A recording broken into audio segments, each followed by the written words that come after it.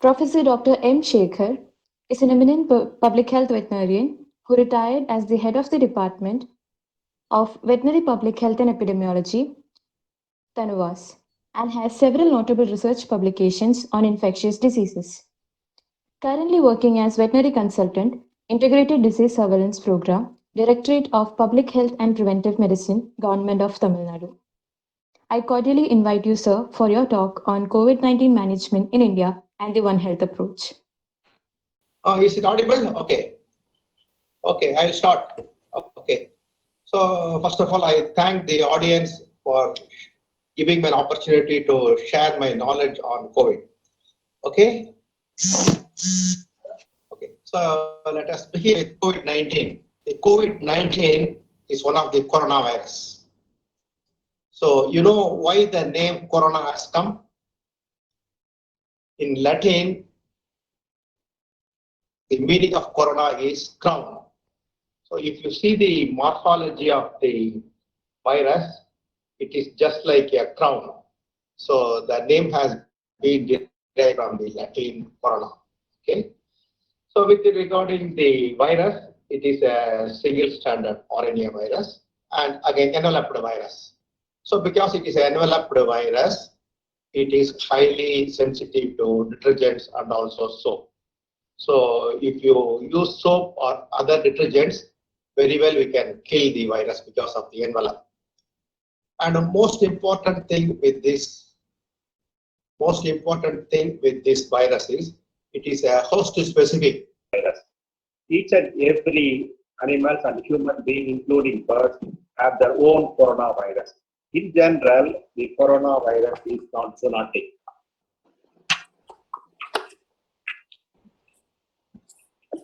So this is actually the structure of the coronavirus. It has got the nucleocapsid inside and over that envelope, and the crown-like structure is called the spikes. And each and everything has got its own protein. So this is actually the spike protein is designated as S, and the membrane protein is designated as M, and the nucleocapsid protein is designated as L. These are all the glycoprotein and specific for the each and every species of the corona, and it is highly useful in case of diagnosis. It has got its own coronavirus species. There are more than 46 coronaviruses available in the universe. So out of that, the 7 are most important in human beings. That is the human coronavirus 229E, human coronavirus NL63, human coronavirus OC43, human coronavirus HKU1. And these are all the commonly available coronaviruses. Apart from that, 3 more has been now added in the list. That is the SARS-CoV virus. Actually, it has been reported during the year 2002-4. Actually, it is derived from bat via civet cat to human being. So this happened in 2002 to 2004. So after that, 2012, the MERS-CoV virus has been evaluated. It is actually derived from again bat through camel. It affected the human being. So these are all the 2 predators for the predecessors for the SARS-CoV virus 2. So now the COVID-19 has been come. So with respect to the SARS-CoV virus, it is affecting both upper and lower respiratory tract infection. During that time, it infected roughly 8,000 people, and it has got a case fatality rate of 10%. So with comparing the MERS is highly fatal. So during the year 2012, roughly 2,494 people has been affected in 27 countries. Out of that, 858 people have been succumbed to the disease, constituting 37% case fatality for the MERS-CoV virus. So when compared to the MERS-CoV-1 and the MERS-CoV virus, the SARS-CoV is mild when compared to case fatality rate. So if you come to COVID-19, it comes under the family Coronaviridae, subfamily Orthocoronavirus, and the genera beta coronavirus. So there are, apart from the beta, there are alpha, beta, delta, gamma. These are all the 4 genera available in the coronavirus. So after that, the alpha and the beta all affecting mammals, and the delta and the gamma affecting birds. So this COVID comes under the beta coronavirus genera. And again, it is subdivided into subgenus Sarbecovirus. And the Sarbecovirus having the SARS-1 and the SARS-2, now the COVID-2. So the species is SARS-CoV-2. So in this Sarbecovirus, actually in some laboratory they used to diagnose like that. So they won't differentiate the SARS-1 and the cardiac problem. Any comorbidity, it is a risk to the patient. And also immunocompromised person also, it is highly risky. And another important thing is body mass index. So if the person is obese, means it is highly risky, especially if the body mass index is more than 40, means it is a highly risky. And regarding the transmission, it is readily transmitted by the respiratory droplets. That is the reason we used to advise for social distancing. So the micro droplets emanating while sneezing, coughing, or laughing, or talking, it will pick up by the neighbor and he may suffer from the disease. That is the reason we have to maintain a social distance of 2 meters away from the individuals. And this type of transmission is less than 20% of the cases are like that. The main mode of transmission is hand-borne. That is the contaminated hands. Suppose if you touch with the contaminated hands with the face, nose, or eye, and also mouth, the virus entered into the system. This is a major mode of transmission. The 80% of the transmission is through the hand-borne infection. And further in the epidemiology, there is one thing called a reproduction number, which is more important in microbes. So if the microbe wants to survive, one infection must generate at least one new infection. This is called as R value. So if the R value, if it is 1 mean, there will be an endemic nature, that is stable endemic, that the disease is found throughout the period and in the population. If the R value is more than 1 mean, it leads to outbreak. That is, one infection carrying one infection leads to multiple infection. That is, the R value is 1, more than 1. So it is called as outbreak. If the R value is less than 1 mean, the epidemic or the pandemic is declining. So R value is more important. Next, we'll coming to the pathogenesis part. So the virus enters through the host cell by binding with the angiotensin converting enzyme 2 receptors found in the lung epithelial tissues. So it is actually the binding receptor through which the papillomaps it will bind and enter into the host. Again, it utilizes the intracellular fat found in the lung cell for its own multiplication. And apart from that, the blood group, they have found out that the O is slightly more protection against COVID.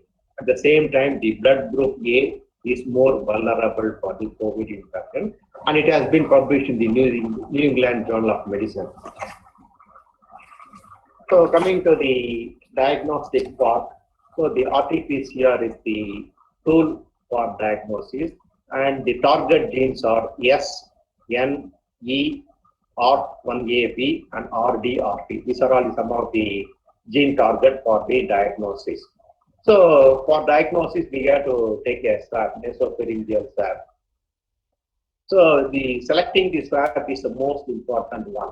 It should be synthetic fiber swab with the plastic or wire shaft is an ideal one. We should not supposed to use the calcium alginate swabs are available in the market. It is not advisable, it is contraindicated. And also swab with the wooden shaft should be avoided because the wooden shaft may carry the virus and the person, laboratory person may pick up the infection. So swab with the wooden shaft should be avoided. And after collecting the swab, we should be put into the transport medium, the anise transport medium. If it is not available, mere sterile saline is enough for transporting the swab. So we have to do the RT-PCR for the diagnosis. Apart from that, there are so many non-specific things also available for diagnosis.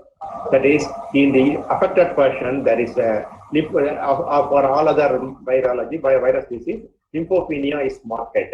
but it is not specific. So apart from that, there is elevated amino transaminase ALT and AST enzymes are there.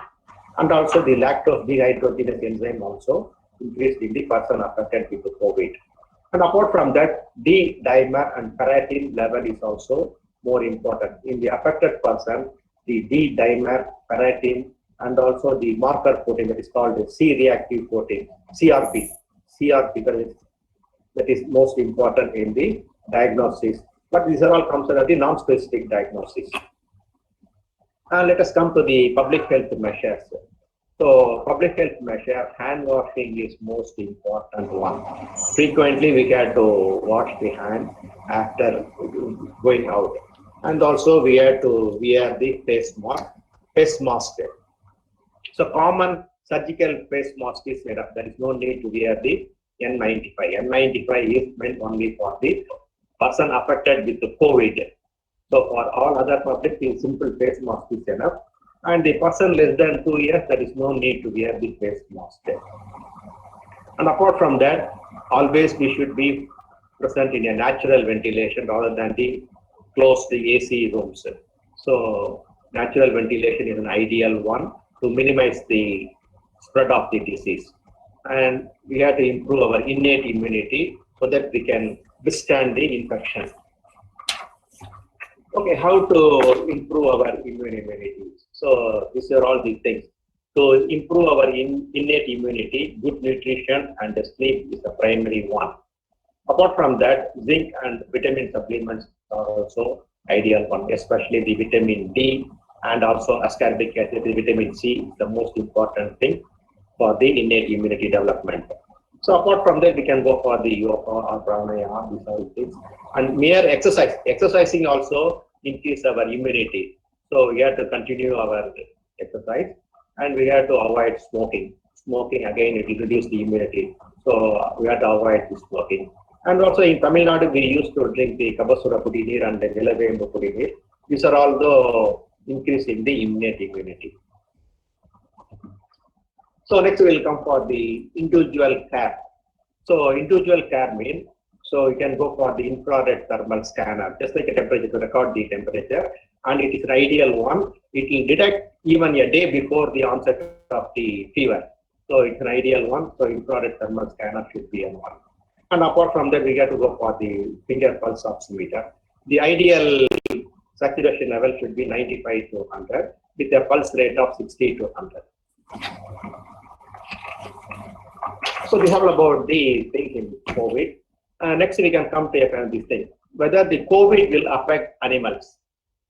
Actually, there are few reports are there. Only 2 dogs, 1 cat has been affected in Hong Kong. So that is a 17 years old nurtured Pomeranian and a 2.5-year-old German Shepherd has been picked up the infection from the owners. And it is found positive by RT-PCR, and even they isolated the virus and sequenced it.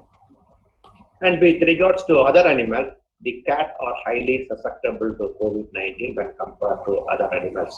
That is the order of specificity, order of susceptibility is cat is highly susceptible, followed with dog, ducks, chicken, and the pigs. And apart from that, there is one more report from New York. So they reported Bronx Zoo tiger they infected with COVID-19 because of the zoo worker might have transmitted the infection to the tiger. These are all the reports found in the literature. Apart from that, the canine angiotensin converting enzyme 2 and the human angiotensin converting enzyme receptor both are similar. Only that a slight variation is there. In the human being, there is 18 amino acids are involved in the interaction between the ACE2 and the spike receptor hormone in human being. Whereas out of 18, there is 5 amino acids differ in dogs. So this makes dogs are slightly susceptible. Only 5 amino acid sequence has been differed in dogs. And next one is the disinfection. So to get rid of the infection, disinfection is most important one. So we can make use of the available bleaching powder and also lime. So a mixture of bleaching powder and a lime, that is 1:4 is the ratio that we can use. And we can make use of the bleaching powder liquid, that is a bleaching powder solution, that is a liquid chlorine, 1%. So this can be prepared by bleaching powder 1 kg added into 30 liters of water. It can be used for mopping and also spraying the environment. And we can make use of the Lysol also, that is 2.5% Lysol is available, which contains Crisol 50% volume by volume and the soap 50% volume by volume. This can also be used. So while preparing the Lysol, 1 liter of Lysol in 19 liters of water is an ideal one. And here, Lysol should be added to the water. Don't add water into the Lysol. Lysol should be added to the water. And apart from that, the common bleach, sodium hypochlorite, 1000 ppm or 1%. For the for surface disinfectant, you can go for 10,000 ppm or 1%, especially if there is a blood spill, we can make use of 1% sodium hypochlorite. Apart from that, 62 to 71% ethanol is also deleterious to the virus. That can also be used for disinfect the surfaces. And 0.5% hydrogen peroxide can also be useful for disinfecting the surface. But one more thing is, so whenever you are applying the disinfectant, we have to maintain the contact time. So it requires a contact time of 10 minutes. Is a minimum 10 minutes contact time is required to destroy the viruses. So with regard to take-home message, so the reinfection is possible. It won't produce a lifelong immunity. The COVID-19 always problem, so it may reinfect the people. So we get to very careful. And also with respect to severity, the severity we cannot predict. The severity varies from individual to individual. And finally, the young adults is a source of infection to elders, because the young adults may go around the house and they may pick up the infection and they won't suffer from the disease. They may act as a source of infection to the elders found in the house. Okay, thank you. Thank you so much, sir. Okay, any questions? If there is no question, I'll wind up. Okay? Yeah, sir, since it's okay. a bit late, everyone. Okay, thank you. Thank you so much, sir. I know Okay. we had some technical issues, Yeah, but yeah, thank you technical so much problem. for your cooperation, sir. Okay, okay. We highly appreciate you being here. Thank you Okay. so much, sir. Okay, thank you.